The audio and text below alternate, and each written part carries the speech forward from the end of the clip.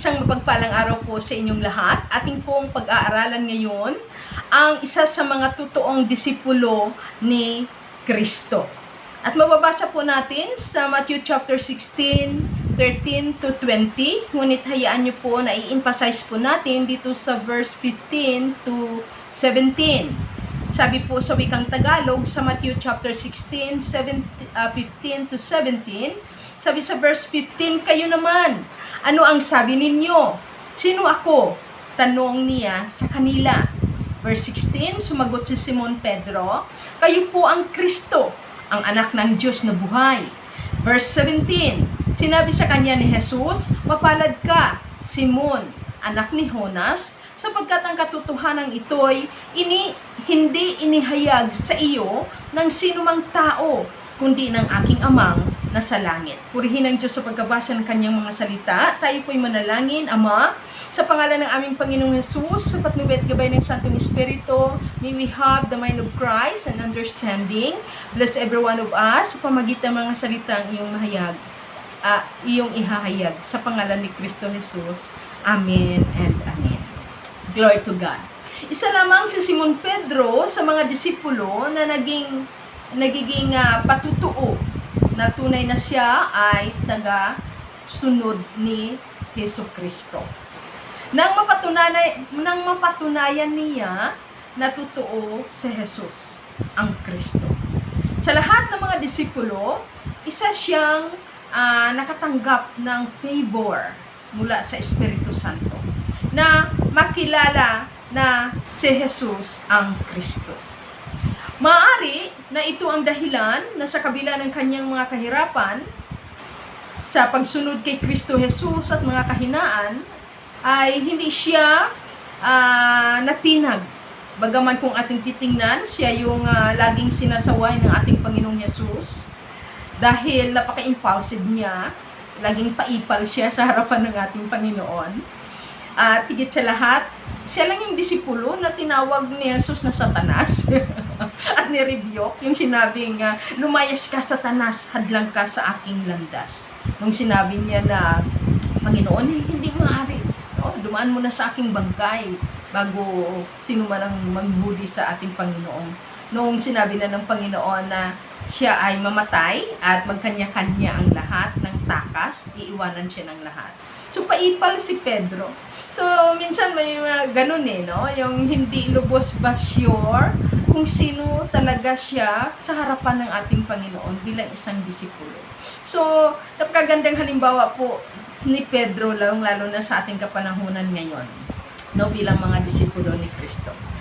Sabi nga ng Panginoon sa kanya, nung siya ni-rebuke, sabi niya, iniisip mo hindi sa Diyos, no? Kundi sa tao. Always remember na sa ating pagsunod sa ating Panginoong Jesus, makakaranas tayo ng mga rebuke, sama ng loob. Bakit? Magpasalamat tayo na nire-rebuke tayo ng ating pastor or na ating mga kasamahan dahil sa ating mga kahinaan. Lalo na yung ating mga puso, no, na laging matampuhin, no. So, always remember na sa ating pagsunod sa ating Panginoong Jesus, ang itinuturo sa ating ng Panginoong Jesus ay laging matatag na puso, malinis na puso, teachable heart. Kapatid, kung gusto mong sumunod sa ating Panginoong Hesus Kristo, ihanda mo yung puso. Kasi number 1, habang sumusunod tayo sa ating Panginoong Jesus, ang nililinis at inaayos ng Diyos ay ang ating puso. Dahil always remember, nagsabi ng Panginoon, ang maruming puso kailanman ay hindi niya makikita si Kristo Jesus. At itong isang favor, na sabi nga ay isang katangian ni Pedro, sa kabila na siya impulsive at lagi siyang nire-review, ay binigyan niya ng chance si Jesus na i-correct ang kanyang buong katauhan, lalong-lalo na ang kanyang puso. Hanggat naranasan niya na magiging isang tunay na tagasunod ni Kristo at matutunan niya yung tunay na pag-ibig niya kay Kristo, no? Sa pamagitan ng mga correction sa kanya ng Panginoon at sa pamagitan din ng kanyang mga experience na pinakita ng Panginoon na tunay nga na siya ang Kristo, no? Dito nating makikita na hindi siya natitisod, no? Sa Panginoong Hesukristo. Nagpapatuloy siya sa kabila ng kanyang kapalpakan, nananatili siya kay Jesus. Kaya kapatid, manatili ka kay Jesus.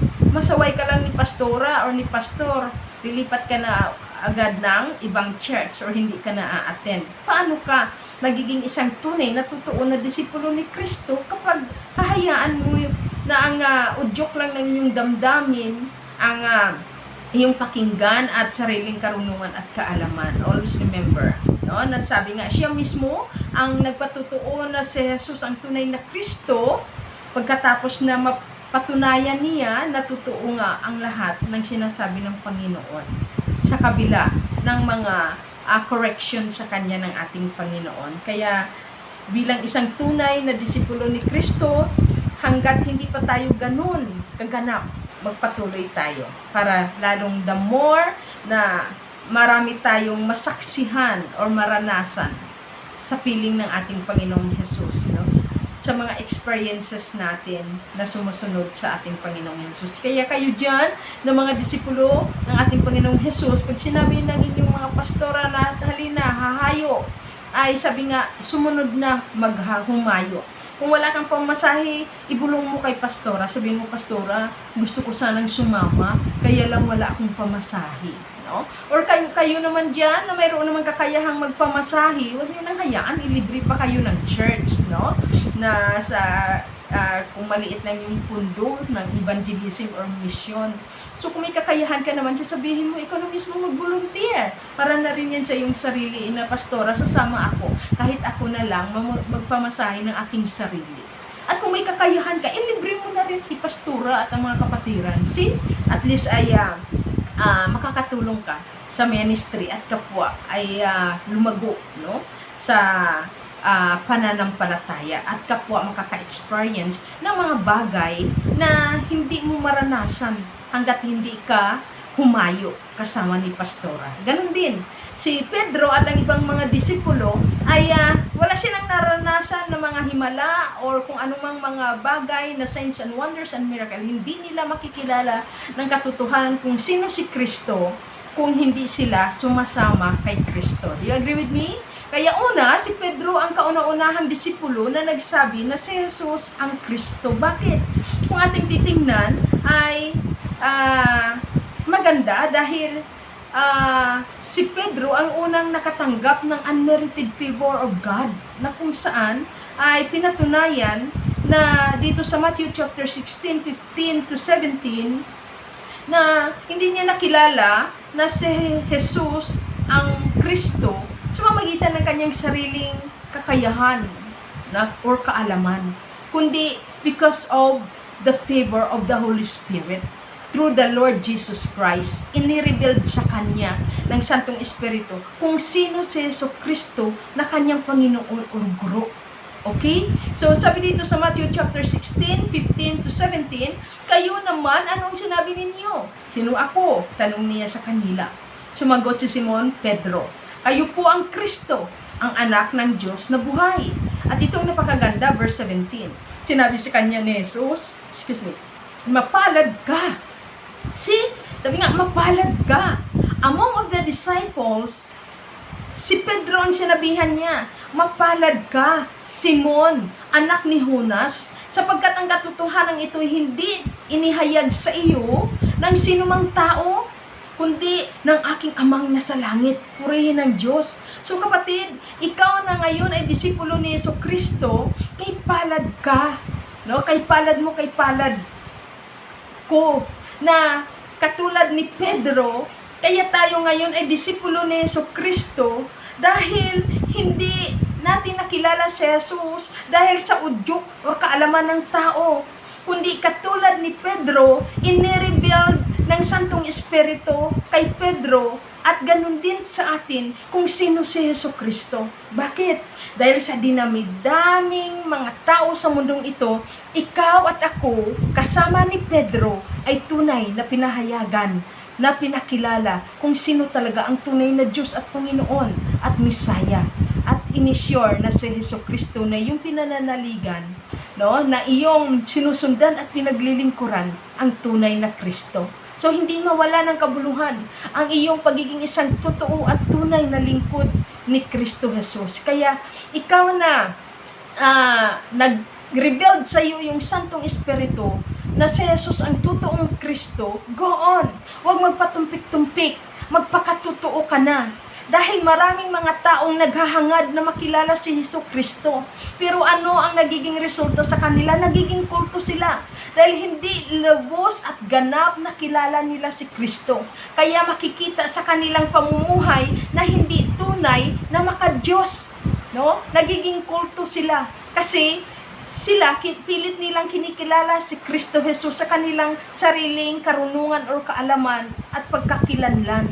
Pero ikaw, kapatid, at ako, katulad ni Pedro at ng ibang disipulo, ang Espiritu Santo mismo ang nag-reveal kung sino si Kristo Jesus sa ating mga buhay. At pinatunayan sa Matthew chapter 11 verse 27, ibinigay sa akin ng aking Ama ang lahat ng bagay. Walang nakakikilala sa anak, kundi ang Ama. See? At sabi dito, at walang makakikilala sa Ama, kundi ang anak. At yaong marapating pahayagan ng anak. See? Ang magkakilanlan lang ay ang Diyos Ama at Diyos Anak. Pero bakit nakikilala natin ang Diyos Anak at Diyos Ama? Dahil ini-revealed favor ng Diyos. Sabi niya, yaong marapating pagpahayagan ng anak. See? Dahil ikaw at ako, noon pa man ay tinawag na ng Diyos na tunay na Kanya. Mga hinirang. Kaya kapatid, grab it the opportunity at tunay na magpakatotoo ka na. Ikaw na tinawag at pinili ng Diyos na magiging tagasunod niya or disciples. Huwag mo nang iwala ito ng kabuluhan. No? Magiging totoo ka na. No? Dahil sa favor ng Diyos, no? Anak, pinaunawa ng Santong Espiritu kay Pedro at the same time sa atin din na makilala niya si Jesus na siyang Kristo. See? Kaya kay Pedro, inintroduce ang iglesia. Bakit? Kasi si Pedro ang kauna-unahang nakakilala at nakaalam sa pamagitan ng Holy Spirit na si Jesus ang Kristo. So, yan yung unmerited favor. Kaya, ang favor ng Diyos na binigay kay Pedro, hindi lamang na siya ang lubos na nakakilala kung sino si Yesu Kristo, kundi sabi nga, inintroduce sa kanya, inintroduce ang church, no? At sabi nga, ipinagkatiwala ang mga susi nito. Wow! Kaya makita natin na si Pedro ang nagiging number 1 na pastor sa Jerusalem. Okay? Siya yung number 1 pastor. Hindi totoong siya yung number 1 na papa. Kasi kung ating pag-aaralan, yung mga papacy ay noong 13th century, ang kinilala nilang papa, kauna-unahang papa, ay si Joanna Arc, no? Yung general na babae na nagkuno-kuno, na siyang lalaki na nag-conquer, no? Sabi nga, pinanalo niya ang kanyang bayan. Pero dito nating makikita na sabi nga ay at tapos ay namatay siya na nagmamahal siya, no? Nanalig kay Kristo Jesus, ang kanyang puso ay hindi mapatay-patay, no? Sabi nga ay sumisigaw ng pagmamahal sa kanyang bayan. So doon nating makita na hindi si Pedro ang papa, no? Ang kauna-unahang papa. So dito sa Matthew chapter 16, 18 to 19, sinabi ko naman sa iyo, so dahil sa bagay na yon, inintroduce ni Jesus ang church kay Pedro. Okay? Parang ganitong conversation. Sinasabi ko naman sa iyo, ikaw ay Pedro, no? Ano ibig sabihin? Binigyan niya ng nickname si Simon. Sabi niya, Simon, ikaw ay si Pedro. Nickname ni Simon, si Pedro. Ang dami nilang Simon no? Kaya pag sinabing sinong Simon? Pedro, no? Si Simon Pedro, no? So sa Greek word, the word Pedro is Petros. And then Sipas naman sa salitang Aramaic, no? Ang ibig sabihin stone or rock. Kaya sabi niya, ikaw Simon ay the rock or bato, sabi niya. Na ibig sabihin, si Simon Pedro, the rock or bato, he is the representative, no? As a whole church. The called out ones, yung mga hinirang ng Diyos. Okay?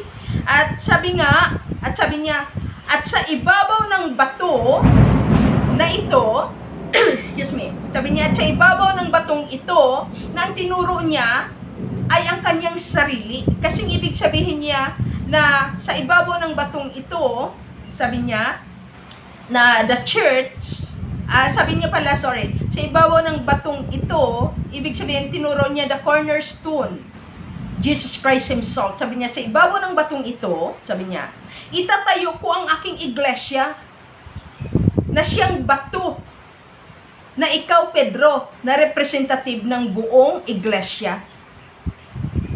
Ilalagay ko kayo sa ibabaw ng batong ito. Na ibig sabihin, ako ang rock, the foundation of your faith as a church, at kayo ang batong ito na inilagay ko sa ibabaw ng aking kapamahalaan as a church. Okay? So, sabi nga, kapulungan ng mga mananampalataya ay nirepresent niya si Pedro, na ikaw yung bato na church na ilalagay ko sa ibabaw ng pundasyon ng batong ito, na ako ang pundasyon ng bato. Do you agree with me? Sabi niya, at hindi makapananaig sa kanya kahit ang kapangyarihan ng kamatayan. Sabi niya, hindi makapanaig sa church, sa batong ito na inilagay ko sa ibabaw ng pundasyon na bato, na ako ang pundasyon na bato, walang makapanaig sa kanya kahit ang impyerno. So, anong ibig sabihin? Hindi tayo kabilang sa pangalawang kamatayan, no? Dahil sa foundation ng ating pananampalataya na siyang tunay na the cornerstone, the rock, naka-foundation ng ating pananampalataya sa church kay Jesus Christ. Kaya siya yung ulo at tayo yung katawan, no? As a church. Verse 19, ibibigay ko sa iyo, Peter, as a church, ang mga susi. Okay, sabi niya, ibibigay ko sa iyo ang mga susi. Anong ibig sabihin ng mga susi? Ang susi is the power and authority through the Lord Jesus Christ. Power and authority ng church. Sabi nga, God give us the power and authority to use the name of Jesus as a church. Sabi niya, Pedro, you as a church, ibibigay ko sa iyo ang susi na siya ngayong power and authority ng iglesia, no? Ng kaharian ng langit. Okay. Ang ipagbawal mo sa lupa, ipagbabawal sa langit.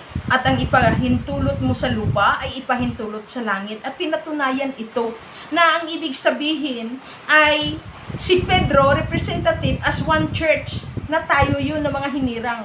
At makita natin yung anointing, yung mga susi na ito, the power and authority, ay ibinigay din ito sa atin. Kung paano ibinigay niya ito kay Pedro, ay ito yung nagmamanifest sa atin as a church. Okay? Na si Pedro yung representative as a church. Okay? Na bato, na inilagay sa ibabaw ng pundasyon ng cornerstone. Okay? Sabi sa Matthew chapter 18 to 20, tayo nang tinutukoy nito. The whole church. Okay? Verse 18, ito na yung susi natin, yung power and authority na ibinigay kay Pedro as a church, na ito yung ibinigay sa atin as a whole church. Okay? Sinabi ko sa inyo, anumang ipagbawal ninyo sa lupa ay ipagbawal sa langit, at anumang ipahintulot ninyo sa lupa ay ipahintulot sa langit. Verse 19, sinasabi ko pa rin sa inyo, ang dalawa sa inyo dito sa lupa ay magkaisa sa paghingi ng anumang bagay sa inyong panalangin, ipagkaloob ito sa inyo ng aking amang nasa langit. See? That's our power and authority. Yan yung mga susi na ipinagkaloob ng Panginoong Jesucristo sa kay Pedro, no? As a representative of the whole church. Okay. Verse 20, sapagkat saan may dalawa or tatlong nagkakatipon dahil sa akin, naroon ako kasama nila. See? Yan po ang patunay ng ibig sabihin ay tayo yun as a church. Ipinagkaloob sa atin ang power and authority, ang susi ng kalangitan. Okay. Makita natin na ang ministeryo ni Pedro. Una, makita natin na pagkatapos ng Pentecostes, nung sila ay napuspos na ng Santong Espiritu, siya yung kauna-unahang nangaral, no? At higit sa lahat ay nagpagaling at nagpatutuo na si Jesucristo, no? Na si Jesus ang tunay na Kristo sa harapan ng mga Israelita. Always remember, alam niyo ba, na bakit nagtago ang mga disipulo? Dahil natakot sila sa kanilang kapwa, mga Israelita. Dahil ganun sila kasincere at katapang mag-defend ng kanilang pananampalataya, Judaism. Kaya makita nyo, inudyukan nila ang tao, pinangunahan, no, ni Caiaphas, na sabi nga, ay ipako si Jesus, no, na siyang batong panulukan, na siyang pundasyon ng iglesia, ay hindi sila natatakot bilang mga Hudyo. Pinako nila si Jesus. Kaya, ito ngayon, itong si Pedro, na binago ni Jesus, na tinuruan ng tunay na pag-ibig at hinayagan na kung sino talaga si Jesucristo, ito nga siya, pinuspos siya ng Santong Espiritu pagkatapos ng Pentecostal, ng Pentecost time, ay naging matapang na siya upang ipangaral sa harapan ng mga Hudyo na si Jesus nga ang bato na pundasyon. He is the Messiah, no? Na siyang itinakwil nilang mga relihiyoso, no? At pinatutuhanan niya ito, naging matapang siya, no? Sabi niya sa verse 10, talastasin ninyo lahat at ang buong Israel na ang taong ito ay nakatindig sa inyong harapan at lubusang gumaling dahil sa kapangyarihan ng pangalan ni Jesus, ni Jesucristo na taga Nazaret. Kasi talagang nagkakagulo sila kasi nagpe-perform na ng signs and wonders, no? Gumaling ang lumpo na ito na nakasalamuhan nila ni na Pedro, no? Yung lumpo na ito na sabi niya, silver and gold I have not, but tumayo ka sa pangalan ni Kristo Jesus. Doon nagsimulang nagkakagulo na, no? At nilitis na nila si Pedro, no? Kanila na kasi itong ipinakulong. Siya inyong ipinako sa krus, ganun katapang si Pedro. Sabi niya, siya inyong ipinako sa krus, ngunit muling binuhay ng Diyos. See? Hindi lamang inihayag ni Pedro na si Jesus ang Kristo, ang Messiah, kundi pinatutuhanan pa niya na si Jesus ay muling binuhay ng Diyos. Na kung ating titingnan, napaka-crucial na balitang ito. Sabi nga, ayaw nilang patutuhanan na si Jesus ay muling nabuhay, no? Pero si Pedro, pagkatapos niyang mapatunayan na tunay nga na si Jesus ay muling nabuhay, ganun na siya katapang magpahayag na si Jesus ang Kristo, the Messiah, at si Jesus ang, sabi nga, ay muling nabuhay. Ganun na siya katapang, no? Dahil nakilala niya kung sino talaga si Jesucristo at hindi siya nagkamali sa pagiging follower of Jesus Christ. Kaya makita mo yung katotohanan, yung pagiging totoo na disipulo ni Kristo. Wala siyang takot, no? Na ipahayag ang katotohanan kung sino si Kristo. As Messiah, as Kristo, and binuhay muli, no? Ng Diyos, nabuhay muli si Jesus. Verse 11, sabi pa niya sa harapan ng mga Israelita, ang Jesus na ito, ang batong itinakwil ninyong mga tagapagtayo ng bahay, na siyang naging batong panulukan. Kaya inis na inis itong mga Pariseo at Sadducees, no, sa kanya. At pinatunayan niya sa verse 12, sabi niya, kay Jesucristo lamang matatagpuan ang kaligtasan, sapagkat sa silong ng langit, ang kanyang pangalan lamang ang ibibigay ng Diyos sa ikaliligtas ng tao. Kaya ganun na lang, ngit-ngit na ngit-ngit eh. Itong mga nasa relihiyon, no? Kaya sila pinakulong, no? At higit sa lahat, talagang pinatay siya, no? Nakatulad din ni Kristo, pinako sa cross, pero ayaw niyang pantayan ang pagkamatay ni Jesus Christ. Kaya nag-request siya, pabaliktad, patiwari ang pagpako sa kanya bago siya patayin. So makita natin na sa Gawa chapter 2 verse 36, kaya't dapat malaman ng buong Israel, ganun siya katapang. Ang itong si Jesus na ipinako ninyo sa cross, siya ang ginawa ng Diyos, ng Panginoon at Kristo. Grabe, ganun na siya katapang. Ganun siya ka-bold. Ikaw, disipulo ni Kristo.